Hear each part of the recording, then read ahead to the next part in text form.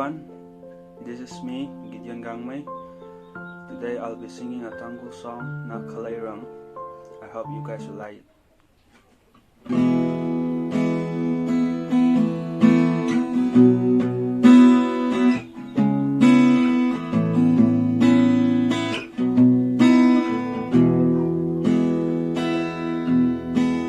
Saan un nga sambay na kalairang kapu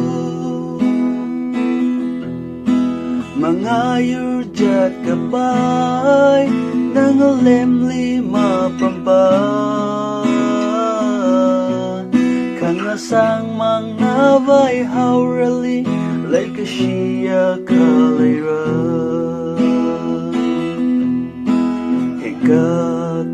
Ramli like a sikalay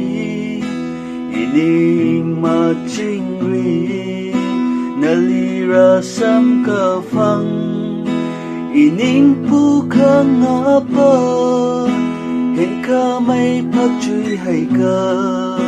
ikalitang ra nasit ka hay chi ngasi kahay na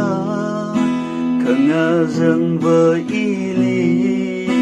ning chot khai vai masalu og thui lam hang lung hili namalay aka ikata da ringra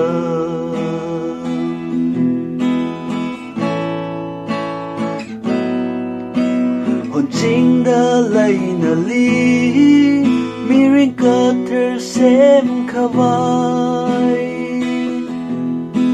ting narar har na te jing ka hai atam li vare kama yai pang sing laksa da manuring nga sidhai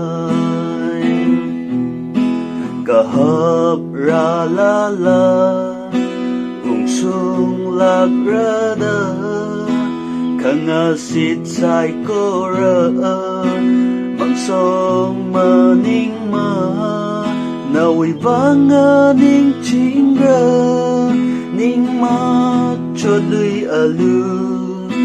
bakangai ngasit ka hai chi ngachit ka hai na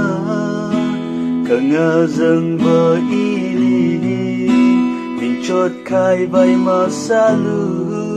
og thui lam hang lung hili namalay aka